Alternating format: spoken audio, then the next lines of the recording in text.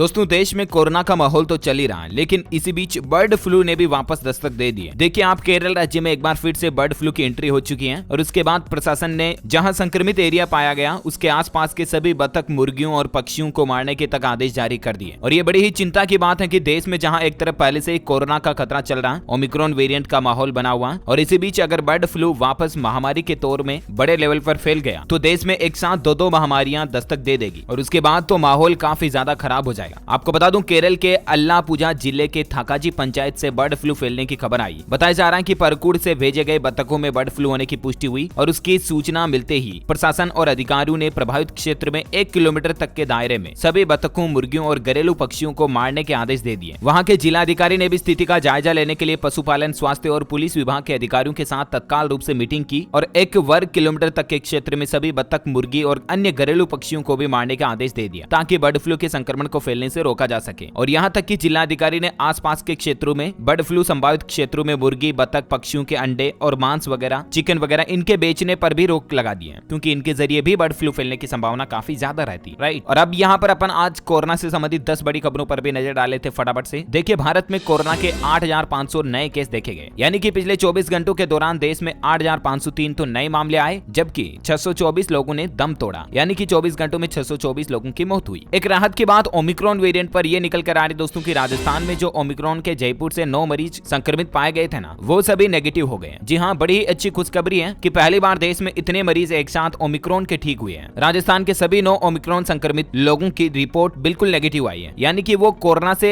जो सामान्य वेरिएंट होता ना उससे भी पॉजिटिव नहीं रही है। दोनों ही तरह की रिपोर्ट जो है वो नेगेटिव आई है, जो कि बड़ी ही राहत की बात है। और इसके अलावा आपको पता होगा सरकार ने कल शाम को यह भी फैसला लिया था, मैंने आपको मॉर्निंग वाले टुडे बुलेटिन न्यूज अपडेट में भी बता दिया था कि अंतर्राष्ट्रीय उड़ानों पर 31 जनवरी तक सरकार ने रोक बढ़ा दी। तो ये सरकार के कुछ अच्छे फैसले हैं कोरोना माहौल के दौरान। और ये भी राहत की बात है कि ओमिक्रॉन संक्रमित मरीजों की भी रिकवरी की प्रोसेस चालू हो चुकी है हमारे देश में, क्योंकि पहले तो आपको पता होगा दोस्तों की वैज्ञानिकों की तरफ से और एक्सपर्ट्स, हेल्थ डॉक्टर्स वगैरह की तरफ से भी ये चेतावनी जारी की गई थी कि कोरोना की वैक्सीन भी ओमिक्रॉन पर असर नहीं करती है, और ऐसे में तो ओमिक्रॉन का कोई भी तोड़ हमारे पास था नहीं। हालांकि मतलब अब जो मामले सामने आ रहे हैं और जो ठीक होने वाले लोगों की स्थिति है, सिचुएशन, इनको देखकर ऐसा लग रहा है कि ओमिक्रॉन जो है ना वो मरीजों की हालत को उतना ज्यादा गंभीर नहीं कर रहा जितना ज्यादा गंभीर पहले डेल्टा वेरिएंट किया करता था। हालांकि फैलने के मामले में ये ज्यादा सेंसिटिव है, यानी कि संक्रमित व्यक्ति के पास जाने से ये बहुत जल्दी फैल जाता है के बजाय डेल्टा वेरिएंट या कोरोना के जो दूसरे वेरिएंट होते हैं ना उनकी बजाय। लेकिन राहत की बात यह है कि ओमिक्रॉन वेरिएंट के जो मरीज होते हैं ना उनकी हालत इतनी ज्यादा खराब नहीं होती है। तो ऐसे में अगर हम सभी मिलकर जरा सी सावधानी रखें तो ओमिक्रॉन के सभी मरीज ठीक हो जाएंगे और भारत में ओमिक्रॉन को फैलने से रोका जा सकता है। Simple, right. वह देखिए कुछ राज्यों के हालात। लद्दाख में कोविड-19 के 24 नए मामले सामने देखने को मिले। कोरोना संक्रमितों की संख्या बढ़कर 21,773 हो चुकी है। महाराष्ट्र में कोरोना के 24 घंटों में 789 नए मामले आए, लेकिन ओमिक्रॉन का कोई भी नया मामला सामने नहीं आया, जो कि एक राहत की बात है। छत्तीसगढ़ में भी कोरोना संक्रमितों की संख्या बढ़ी, 24 घंटों में 40 नए मरीज देखे गए। वहीं देखिए एक स्टडी में इस बात का भी बड़ा खुलासा हुआ कि कोरोना के खिलाफ 2 दवाएं प्रभावी दिखी। फ्लोरिडा विश्वविद्यालय ने शोध में ये खुलासा किया है। दरअसल दोस्तों कोरोना के खिलाफ पिछले 2 सालों से लगातार रिसर्च जारी है और अमेरिका में हालिया ताजा रिसर्च में एक बड़ा खुलासा हुआ कि ये दोनों दवाइयां कोविड-19 के खिलाफ प्रभावी हैं। फ्लोरिडा विश्वविद्यालय के शोधकर्ताओं ने प्रारंभिक परीक्षण में 2 मेडिसिन को कोरोना संक्रमण के खिलाफ असरदार माना है, जिनमें कौन कौन से मेडिसिन शामिल हैं। एक तो डिपेनहाइड्रामाइन और एक है एंटीहिस्टामाइन। ये दोनों ही एलर्जी के लक्षणों के लिए इस्तेमाल की जाने वाली मेडिसिन यानी कि दवाइयां हैं, जो कि कोरोना के खिलाफ भी प्रभावी देखी गई। That's good, right. वहीं देखिए दोस्तों एक अच्छी खबर ये भी निकल कर आ रही है कि कोरोना संकट के बावजूद इस साल टॉप 500 कंपनियों के वैल्यूएशन में 69% की शानदार बढ़ोतरी देखी गई है, यानी कि इन कंपनियों का मार्केट कैप और भी ज्यादा ग्रोथ में रहा, जबकि पिछले साल, 1.5 साल, 2 साल से तो कोरोना का माहौल चल रहा है, राइट। तो उसके बावजूद कंपनियों की ये स्थिति बहुत ही राहत की बात है। वहीं एक नए अध्ययन में इस बात का भी पता चला कि लंबी अवधि तक कोरोना के मरीज रहे लोगों को हृदय संबंधित तकलीफ भी देखी जा रही है, यानी कि हार्ट रोग से संबंधित बीमारियां भी उन लोगों को हो रही है जो लंबे समय से अगर कोरोना पॉजिटिव है तो। इसलिए आप अपने हार्ट को, दिल को संभाल कर रखें। वहीं कोरोना के नाम पर मुनाफा वसूली भी हो रही है। देखिए महाराष्ट्र में गधी के दूध को इम्यूनिटी बूस्टर बताकर बेचा जा रहा। 1 लीटर दूध की कीमत 10,000 रुपए बताई जा रही है। तो आप भी ऐसे जालसाजों के चक्कर में ना फंसे। अपनी इम्यूनिटी बूस्टअप करनी है आपको तो वैसे ही आप वेजिटेबल्स खाओ, फ्रूट्स खाओ, तो आसानी से इम्यूनिटी बूस्टअप होगी। इस तरह की धोखाधड़ी और उल्लू बनाने वाले लोगों के चक्कर में ना फंसे आप। वहीं स्वास्थ्य विभाग की तरफ से एक बड़ा फैसला ये भी लिया गया, देख सकते हैं आपकी कोरोना काल में ड्यूटी करने वाले अस्थायी स्वास्थ्य कर्मचारियों के लिए खुशखबरी है। स्वास्थ्य विभाग की घोषणा निकल कर आ रही है। दरअसल दोस्तों छत्तीसगढ़ राज्य के स्वास्थ्य एवं परिवार कल्याण विभाग द्वारा कोरोना काल में लगातार 6 महीने सेवा देने वाले अस्थायी स्वास्थ्य कर्मचारियों को विभाग में तृतीय एवं चतुर्थ वर्ग कर्मचारियों के पदों में भर्ती के दौरान 10 बोनस अंक का लाभ देने का निर्णय किया। यानी कि जो टेम्परेरी रूप से काम कर रहे हैं कोरोना काल में 6 महीनों से, उनको अगर वो कोई सरकारी नौकरी की तैयारी करेंगे तो 10 अंक बोनस के रूप में मिलेंगे। ये उनको आरक्षण वगैरह हो गया परीक्षा के नंबर में। ये राज्य के स्वास्थ्य मंत्री टी.एस. सिंहदेव के आश्वासन पर नई पहल की गई और जो कि वाकई में अच्छी बात भी। इससे लोगों में कोरोना काल के दौरान सेवा करने का मोटिवेशन मिलेगा, राइट। दूसरे लोगों में भी ये प्रेरणा उत्पन्न होगी युवाओं में कि हम भी लोगों की सेवा करें। तो ये भी एक स्वास्थ्य मंत्री छत्तीसगढ़ गवर्नमेंट की तरफ से अच्छा फैसला रहा है। तो उम्मीद है कोरोना को लेकर आज दिन भर के बुलेटिन न्यूज अपडेट आपको जानने मिले होंगे। वैसे दोस्तों आप कौन से राज्य में रहते हैं मुझे नीचे कमेंट करके बताइएगा, ताकि मैं आपके राज्य के समाचार भी आपके मोबाइल तक पहुंचा दूंगा। वीडियो को लाइक और शेयर करना और आप हमारे चैनल DLS न्यूज को सब्सक्राइब करके बेल आइकॉन भी जरूर दबा देना, ताकि आपको रोजाना के ताजा अपडेट्स और काम की खबरें तुरंत आपके मोबाइल पर मिलती रहेगी। Thank you, take care, good bye, जय हिंद, जय भारत, वंदे मातरम।